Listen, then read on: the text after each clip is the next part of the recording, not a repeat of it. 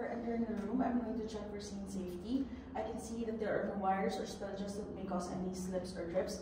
The scene is safe. I'm going to draw the curtains and close the door to provide privacy for my patient. I'm going to proceed to do hand hygiene according to WHO standards by applying on hand gel, rubbing my palm to palm, back of the hands, fingers interlaced, fingers interlock, thumbs in rotational motion, fingertips, and allow it to dry for 20 to 30 seconds before approaching my patient.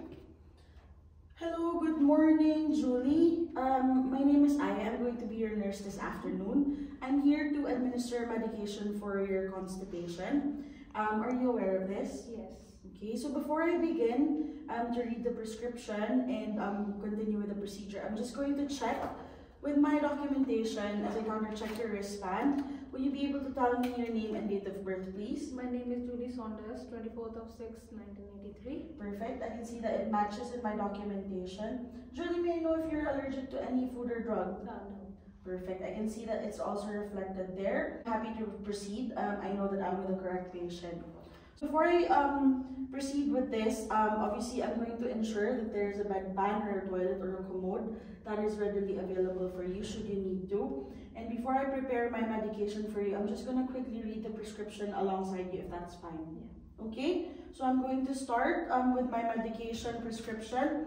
I can see that this prescription is for Saunders Julie with the date of birth 24/06/1983. Hospital number is 1234567X, and that matches my documentation as well. You're in the surgical assessment unit. The date of admission is today, 3rd of July 2023. Your height is 1.82 meters and you are 85 kilograms for your weight. Body surface area is 2.07 with consultant Dr. A. Richards at the time of admission was at 4 o'clock in the morning.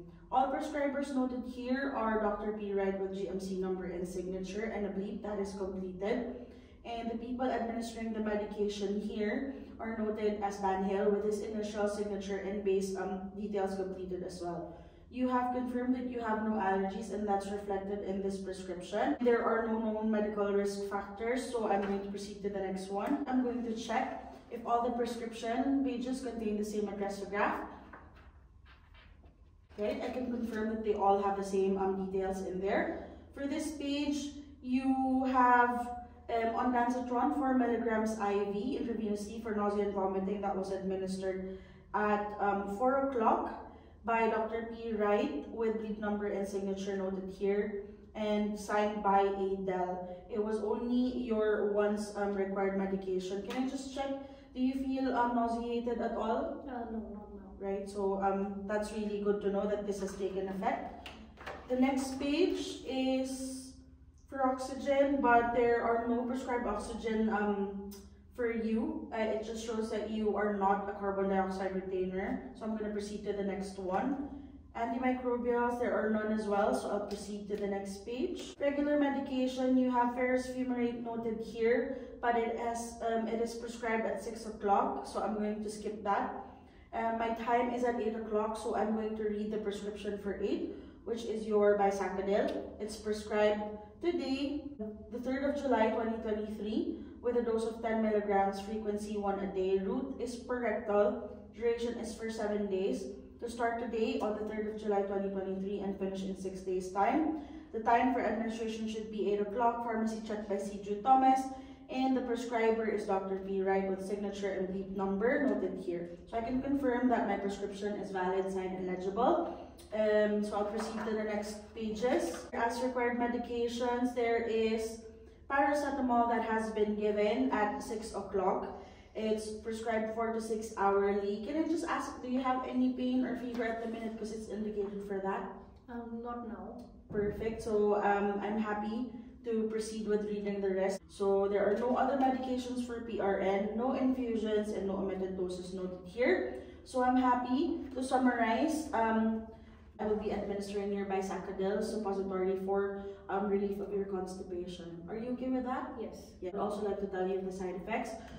This may cause a little bit of irritation around the rectal area and some muscle cramping, your abdominal muscle cramping. But it's not nothing to be worried about. It's usually the most common causes of side effects, and it will help relieve you of your constipation. That's okay? Yes. Perfect. So Julie, I'm going to proceed and prepare my materials. If you do need anything, here's your call bell. Please don't hesitate to give us a buzz, okay? Okay. Perfect. Thank you. So now I'm ready to prepare my equipment and the medication for relieving a patient of constipation. I will need my prescription chart next to me and on the page where the prescription is set. Because I've already mentioned the side effects to the patients at the bedside, I will not refer to my BNF. I can proceed to prepare my materials, firstly by doing hand hygiene according to WHO standards.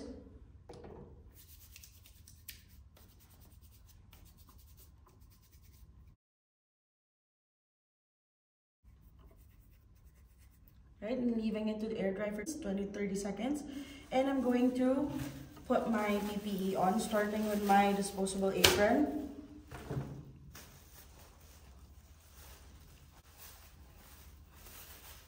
Examiner, can you please confirm if my tray is disposable or reusable? Disposable. So I can see that the tray is clean, dry, and intact, and I'm happy to use that. I will also need an underpad for when I need to insert the suppository. So it is clean and dry and intact. I'm happy to use that. I will need a packet of gauze for applying the lubricating jelly and for wiping the excess lubricating jelly from my patient's rectal area. The packaging is dry and intact, and the expiry date is 2027 June, so I'm happy to use that. I will need a galley pot which will be filled with warm water for lubricating the suppository for later on. And I will be needing the required suppository for my patient, which is the Bisacodil suppository, 10 milligrams, as noted, expires 2027 July, and it's in a clean and dry and intact packaging. I'm happy to use that. So now that I've gathered all the equipment that I have, I'm happy to proceed to my patient's bedside.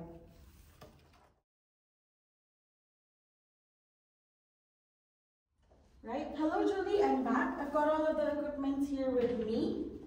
But before I proceed to give you instructions and administer the medication, I just need to check if I am still with the correct patient. Would you be able to tell me your name and date of birth as I counter check your wristband and my documentation? My name is Julie Saunders, 24th of 6th, 1983. Perfect, that matches my documentation. And do you have any allergies? No. Perfect, I can confirm, and you don't have a red wristband as well, so I can confirm that I'm with the correct patient. Right, so Julie, I'm just going to be giving you instructions in terms of positioning so that we can effectively administer your medication or the suppository. First, I will need you to be lying on your left lateral side. Your knees should be flexed, they should be level or slightly raised, it depends upon you. And then your buttocks should just be near closer to the bed. Don't worry, I will try my best to keep your dignity all throughout the procedure. Right, so I'm just going to make sure that I will collect the commode and bedpan at the bedside at the ready if you need it. Right, Julie, thank you. I can see that you're in your correct position that you need for the administration. Don't worry, I've made sure the curtains are drawn around so that we can ensure for your privacy. And because you are on your left side lying position, you cannot see what I'm doing here, so I will be walking you through the whole process up until we insert your suppository, okay? Okay. Right, okay my dear, so I've got the galley pot with warm water already ready for lubricating your suppository for later on. I've got my sterile gauze pack here. I'm opening it and separating it into two piles. One for wiping your rectal anus for later, and the other one is for assisting to lubricate the suppository. So I've opened it the correct way, and I'm just gonna quickly place that on top of the gauze. And I've got my underpad here that I will need to use to put for under you, okay? Right. If you kindly lift your hips for me, my dear, before we expose your area. Julie, thank you for exposing the area. I'm just going to quickly lubricate this suppository before administering it to you. Right, and as I do that, I'm going to just quickly inspect the site. I'm going to separate your buttocks now, and I'm checking there is no skin soreness, there's no excoriation or swelling. I don't see any rectal prolapse or presence of hemorrhoids, and there's no infestation. So I'm happy to give it the correct way according to the manufacturer's instructions, okay? So Julie, I'm going to insert it now. Kindly inhale and exhale while I'm doing it, and I'm going to advance it 2 to 4 centimeters into your rectum, okay? Inhale, exhale. Well done. Okay? So Julie, I'm just going to get a piece of gauze here so that we can wipe the excess lubricant from your rectal area. Perfect. There you go. I've replaced your covers now, and I'm gonna leave the anchor pad just there because as the medication melts, there should be a little bit of discharge, but that's normal. Please don't worry about it. I would recommend you to keep that side lying position for about 20 minutes or so until you feel that you cannot control the urge to defecate anymore, if that's fine. Yeah. Okay? So please be mindful that your call bell is nearby, and just give us a buzz if you need me to assist you to go to the toilet, or if you need a commode or a bedpan instead. Okay? Okay. Perfect. So if you don't have any other queries, Julie, I'm going to leave and document, but like I said, please don't hesitate to give us a buzz. Okay, thank you.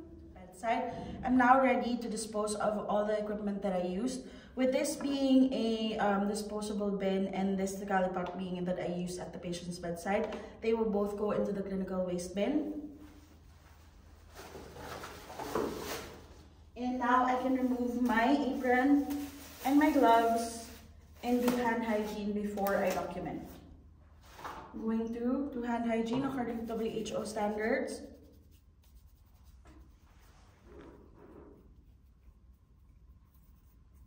And allow it to dry for 20 to 30 seconds before proceeding to do the documentation.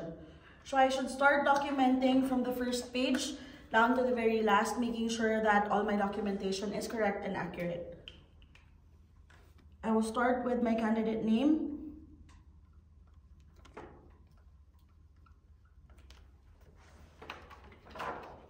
Proceed to page 2 for the details of person administering.